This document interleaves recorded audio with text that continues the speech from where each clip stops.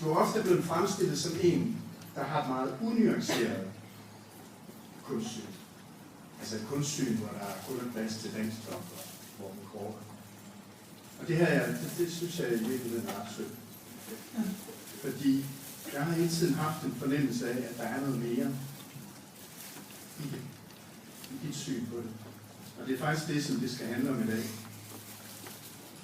Og den her fornemmelse, den blev jeg bekræftet i, da jeg snublede over den her artikel inde på jeres DF's Dansk Folkepartis hjemmeside. Den har også været i Politikken den 5. marts 2010.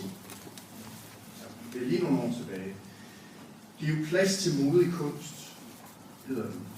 Og du skriver i artiklen, det er mit håb, at fremtiden vil byde på en masse modig kunst. Og det der, det blev jeg interesseret i. Altså det jeg godt tænke mig at spørge dig, hvad det er, du mener med modig kunst. Altså, hvad er i dine øjne et modigt kunstværk? Det må jeg helt klart erkende, at det er et svært spørgsmål, fordi jeg synes, kunst er jo fantastisk meget. Og modig kunst, jeg kan ikke lige præcis huske den artikel, men det er jo givetvis, fordi som du siger, jeg er blevet provokeret, at det nærmest skal være Kronborg ved Skovsø og de her børn med grædende øjne og sådan noget. At jeg skulle interessere mig for i forhold til kunst. Men jeg synes, jeg kan godt lige sidde og tænke lidt over det, når vi snakker videre. Hvad kan man så lige nævne som eksempel? Men jeg vil sige generelt, har jeg det, for at generalisere meget, at jeg vil ikke sige, at jeg skal blive glad ved at opleve kunst, men jeg skal i hvert fald kunne have en fornemmelse lang tid efter, at det har påvirket mig på den ene eller den anden måde. Selvfølgelig helst på en god måde, men det skal have gjort et indtryk. Ja. Det hedder jo ikke regn med, at du svarer. Jeg kunne godt tænke mig at gå lidt mere i kød på det der med modekunst, fordi at der er faktisk et teaterstykke, som du beskriver i en artikel i Politikken. Ja. Jeg ved ikke, om du ved, hvad det er. Nej, du kunne sikkert komme 2200 Carmen. Ja. Fedt, du kan huske det. Ja. Men jeg var lidt i tvivl om det. Kunne jeg jo ikke kunne huske det. I Politikken 4. august 2009, for at være helt præcis, der står ifølge Pia Kjærsgaard ramte den tidligere direktør Jonathan Spang-Plet, da han lavede forestillingen 2200 Carmen, der handlede om livet på Nørrebro med bander, jalousi og rivalisering selvfølgelig. Han vil sikkert ikke bryde sig om, altså nu citerer jeg så langt her i artiklen, han vil sikkert ikke bryde sig om, at jeg siger det her, men jeg synes altså, at han er genial. Han formår at lave en brandaktuel forestilling, som er provokerende og tankevækkende, men som samtidig er humoristisk og får her på Danmark til at gå i teater. Det vedstår mig 100%. Hvad er det, der har provokeret den her forestilling? Jamen, det var jo sådan en lidt moderne West Side Story, kan man sige, som jeg i hvert fald kan huske, og min generation kan huske. Jeg vil ikke sige, at det provokerede mig, men jeg synes, der blev sat opmærksomhed omkring nogle ting, som er i vores samfund. Og jeg må sige, at da Jonathan Spang var direktør på Nørrebro Teater, synes jeg, der var vældig mange forestillinger, han satte op, som jeg så, og som jeg virkelig synes var fantastisk. Så kan man til tænke, så er det gået sådan tænke på, at du monstro havde sådan et modigt kunstværk hængende over sofaen, eller det? Nej, altså... Eller det er også været i køkkenet, det ved jeg ikke. Der er så mange blå medaljeting, så... Jeg vil sige, det modigste... Jeg har masser af nøgne damer på mine vægge. Men, det er også ret. Ja, men det er flotte, smukke, nøgne damer, og det er skitser af en billedhugger, som hed Gerhard Henning, som var en meget anerkendt kunstner, som lavede sådan nogle meget typiske kvindeskittelser, nogle meget smukke, lidt store billedhuggertyper. Jeg ved, at Fredrik Fraks første kone har stået model til mange af dem. Men jeg vil sige, at det er sådan nok har mest atypisk hende. Nu har jeg mange ting, fordi jeg er så meget glad for ting, der siger mig noget. Det er en collage af Frede Malmros. Jeg ved ikke, om det er en, du kender. Nej, han har lavet en gade i Køge. Og det er et fantastisk dejligt billede. Det er sådan lidt collage-agtigt, hvor man ser en gade i Køge, og en trappe, der fører op til en første sal og en stue, og man kan ligesom fornemme, hvad der sker inde i de stuer, og på trappen kan man nærmest mærke kålugten og sådan noget. Det er meget, meget dejligt, og det holder jeg utrolig meget af. Jamen, jeg har også lagt mærke til, at du lægger vægt på det dejlige i flere steder. Det er dejligt. Jamen, det er dejligt, så er det fordi, det siger mig noget. Ja. Så skal vi videre. Ja. Når man sidder og researcher rundt på internettet efter citater eller artikler, hvor du ligesom har nævnt i forhold til den her kunstdebat, så støder man tit på ordene sådan, det er usmageligt, det er vulgært, det er afskyeligt, om sådan værker, ikke anskuer som kunstværk i en eller anden forstand. Vi har Lord på dåse og Bjørn Nørgaards Hesteoffinger, det gider vi ikke tale om i dag. Jeg har fundet et andet eksempel fra din nye bog, udgivet 1. november, vi er helt sikre på, hvad det er for en bog, jeg taler om. Tak. Der skriver du, jeg har ikke læst hele bogen, så jeg bladrer bare lige ind til det mest relevante. Og det kommer. Hvad siger du? Det er det. Jamen, så læser jeg det hele op.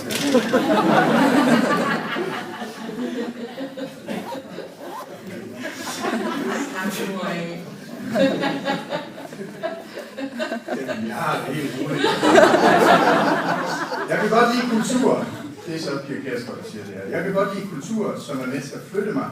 Men udstillingen i foråret 2013 på Charlottenborg om en mor og søn i et tæt blodskamslignende forhold, det var rædselsfuldt og udspekuleret. Jeg vil ikke engang sige, at det ikke gav mig noget, for det gav mig afsky. Og jeg går ud fra, nu har vi snakket om det, du ved, hvad jeg taler om, at det er Lars udstilling Mother på Charlottenborg fra i år. Kunstneren havde fotograferet sin mor i diverse stillinger, og det har så et billede af. Hvorfor er det, at kunst ikke må vække afsky og være vulgær? Jeg kan ikke, altså der er mange ting i det. For det første, så forstår man simpelthen ikke Charlottenborg. Altså Charlottenborg, den vidunderlige bygning, som ligger på den allerbedste plads i København, ikke kan finde ud af noget bedre. De har haft problemer i masser af år med at få besøgende til at besøge udstillingen, og det kan jo blive et noget bedre sted. Det er jo fantastisk. Så forsøgte man så med den der udstilling. Jeg ved ikke, hvor mange der har været inde og set den. Der kom en ny direktør, og han ville så forsøge sig med det der. Og det synes jeg igen, man er over i det der, hvor man bare vil provokere for provokationens skyld, og det synes jeg er unødvendigt. Og jeg må sige, at et blodskamslignende forhold, en ung mand, der nærmest har et ødipuskompleks, altså det kan jeg overhovedet ikke se noget som helst i. Og jeg synes, for mig virkede det ubehageligt, fordi det var ikke, der var masser af billeder, fotografier, som han havde taget, også hvor han var i de der faktisk blodskamslignende forhold med sin egen mor. Altså, jeg kan bare ikke forholde mig til det, jeg kan ikke se noget i det, og ja, det vækker mig også med afsky. Nu siger du det der med, at det holder folk væk fra Charlottenborg, og så sagde du før det her med 2200 Carmen, som du sagde, at du synes, at det et eller andet sted var et modekunstværk, et godt kunst, fordi det irriterede folk, måske i virkeligheden også raskede folk. Nej, altså ikke kun. Nej, det vil jeg ikke sige, det gjorde. Altså, der var nok nogen, der tænkte, hold da op, altså, det går godt nok tæt på. Men jeg tror alligevel, folk synes, det var i orden, fordi det jo er noget, vi forholder os til i samfundet. Det er det her jo ikke. Altså, det er så spektakulært, og så helt far out, så man bare skal gå ind og sige, jeg har ikke mødt nogen mennesker, der synes, det var nogle, jeg vil sige, han er en dygtig fotograf, det er jeg slet ikke i tvivl om. Men jeg synes, at det, han havde så valgt som motiver, synes jeg var helt skævt. Hvad skulle han så have brugt sit talent til? Det er et godt spørgsmål, men jeg synes, når man er så dygtig en fotograf, må man også have andre idéer end at fotografere sin mor i flere seksuelle, jeg siger faktisk, for erotik er jo dejligt, men pornografi, det synes jeg ikke er så godt, og jeg synes, det var meget pornografi, og det kan jeg bare ikke rigtig se. Altså, det er sådan, for at sige det lige ud, det er ikke for kunstelskere, så har der nok været nogle husarer, som synes, det var fantastisk at se. Men det er ikke for de hold, jeg minder mig. Men så vil jeg sige, altså, okay, men jeg er faktisk sådan, efter at begynde at interessere mig for din kunstinteresse, så er jeg også begyndt at interessere mig rigtig meget for vulgær kunst. Og så kom jeg til at tænke på en af de store danske malere i nyere tid, som er meget, tænker jeg, er god til at male noget vulgært en gang imellem. Og det er selvfølgelig Kvium, jeg tænker på, og så fik jeg lyst til at spørge dig om, hvordan har du så med Kvium? Altså, jeg kan jo godt se, at han er en dygtig maler, men jeg synes ikke, Altså, jeg bruger ikke så meget om hans kunst, fordi det er jo meget forkryblet, det han laver. Altså, jeg kan bare ikke, jeg synes ikke, det er ikke sådan noget, jeg ville bryde mig om at have hende. Jo, hvis det var en kilo, så ville jeg sgu nok kan det. Jeg ville sige nej. Men det er ikke noget, som sådan, hvor jeg tænker, hold da op, hvor er det smukt, eller hvor... Det er det, men jeg kan godt se, at han er dygtig til at male. Det kan jeg sagt. Altså, vi havde jo håbet på, at vi lige kunne fange dig, ikke? Sådan at du havde sagt, at flere om ham kunne du godt lide, og så havde vi fået det der billede. Okay, ja. Det har jeg set før, det her, må jeg så sige. Nej, vi havde også været at finde en god opløsning.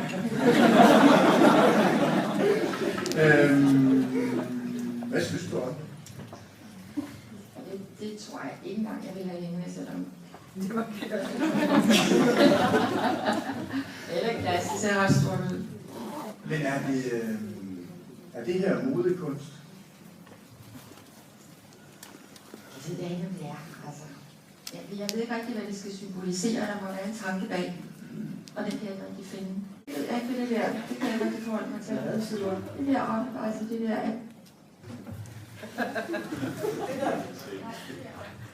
Jamen, det er hans undertrøje. Og så er der tæppet, og så er det en pige, der er rundt stillet fra. Og så er der et køkkenbord. Okay. Så hvad synes du? Jamen, jeg tror da godt, det er et, som jeg vil gå ind og se på en udstilling. Altså hvis der var en filmudstilling, og så gør mig mine tanker, som jeg ikke lige ved. Nu er det ikke det rigtige billede, og det siger jo også noget, hvis det er et rigtigt billede, man står overfor. Men altså, det er ikke sådan lige. Det er lige det. Nej. Men altså, så... Det er jo vulgært. Er det så... Fordi nu havde vi det andet fotografi, og der var du sådan meget klart stykke. Synes du, der er en... Altså, synes du... Altså, motivet er jo i virkeligheden, tænker jeg, lige så vulgært som det andet. Jeg synes, sådan ser motivet for sig. Altså, jeg tror nok, det andet gjorde noget ved mig, fordi det var mor og søn. Altså, det er jo det, der lå i hovedet hele tiden. Men hvad hvis så... Og en søn, der fotograferer sin mor. Hvad hvis nu vi leger, at det der, det er... Det tror jeg er et lille barn, ikke? Altså, ja, som står og observerer det der. Ej, hendes mor måske datter. Det ved jeg ikke. Nej, hans datter, ja. Ja. Hvis nu det var det symboliserer. Jamen, det kan jeg ikke. Jeg kan ikke rigtig se tanken i det, altså hvad det er, man vil med det. Altså, hun står lige forskrækket over det, der foregår, eller så hun bare synes, det er i orden, eller hvad. Det kender jeg ikke, den nærmere forklaring på, og jeg kan ikke grænse det ud fra det billede. Okay. Vi må hellere gå videre til det sidste billede. Ja, jeg ved det godt.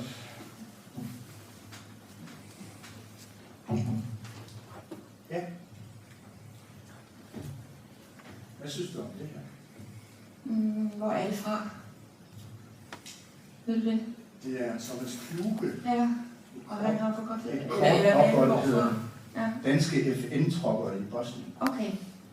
Hedder maleriet, og det må jo være der, det står også. Ja, det synes jeg faktisk er rigtig godt. Hvorfor? Fordi jeg synes, man kan se så meget af hans ansigter. Han er også en fantastisk dygtig maler. Autodidakt. Ja. Men vi tænkte lidt, da vi bragte det på banen, vi tænkte lidt, at du i hvert fald ville være et eller andet sted. Ja, det synes jeg jo siger noget, det her. Det siger krigens gru, soldater, vi har sendt ud. Deres ansigter, som, altså, prøv at se, synes jeg faktisk er meget, meget bevægende, det billede. Ham der lige skal tænde en smøg, fordi nu må han simpelthen bare have en pause, og så den der frygt i øjnene og observation, synes jeg er rigtig godt. Er det et modigt kunstværk? Det er det vel også, fordi vi også her rører ved et emne som puha, altså ikke? Hvad tænker du, at det rører ved sådan for... Det rører ved, at det der, at vi sender vores unge drenge ud, og hvad kommer de ud i? Det gør det da. Selvfølgelig. Ja. Jeg synes, det er rigtig godt. Ja. Men det er interessant. Det er bare, hvad du vil. Hvad skulle jeg have sagt? Jamen, det ved jeg sgu heller ikke. Altså,